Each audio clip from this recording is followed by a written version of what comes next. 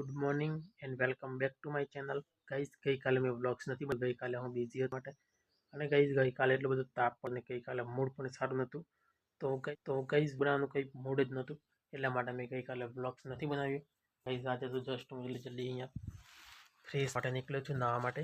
અને ગાઈઝ આજે આપણે તબેલો છે, તબેલાની અંદર કલરનું કામ ચાલે છે. કલર મરાય ચાલો જલ્દી માટે પણ જઈશું આપણે. કલર કેવી રીતે શું છે અને આપણે તબેલાની હું વાત કરું તો તબેલાની અંદર કમ્પ્લીટ કલર થઈ જશે, ફિનિશિંગ થઈ જશે. પછી આપણે અંદર વાસ્તુ પૂજા કરીને તો અત્યારે તો કલર ચાલે છે એટલે કલર કમ્પ્લીટ મરાય ત્યાર પછી આપણે 2-3 બેસોની વાસ્તુ. ચલો પહેલાં હું નાહવા માટે જાઉં છું તો પહેલાં આપણે જોઈએ કે કલર કેવી મરાય છે અને શું છે.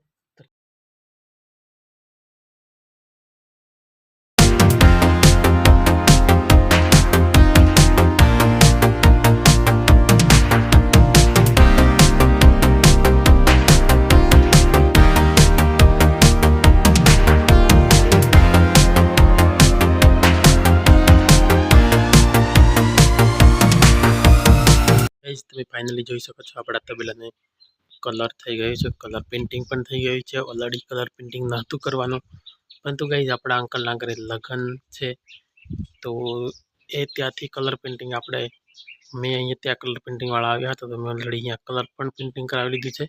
તો ફાઇનલી જોઈ શકો છો કલર પેઇન્ટિંગ નહોતું કરવાનું, પરંતુ જે આપણા અંકલના ઘરે લગ્ન છે તો ત્યાં કલર પેઇન્ટિંગવાળા ભાઈ આવ્યા હતા. તો મેં પણ ફાઇનલી આપણા તબેલે કલર પેઇન્ટિંગ કરાવી લીધું અને હવે ટૂંક જ સમયની અંદર આપણે તબેલાની અંદર પેસ્ટની અંદર બાંધશું.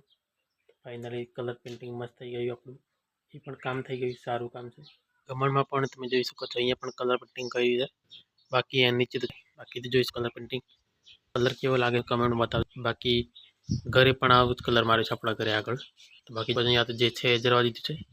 તો બાકી ટૂંક સમયની અંદર આપણે પેસ્ટના બાજુ છે ને આ બાજુ તો આપણે આવી ગયું ઘઉંનું પૂછતું ને અહીંયા થોડીક જગ્યા છે, અહીંયા કંઈ સામાન રાખવું હોય અને અમુક એક્સ્ટ્રા જે ઘાસ છે અહીંયા પૂરું આપણે ચોમાસાની અંદર. બાકી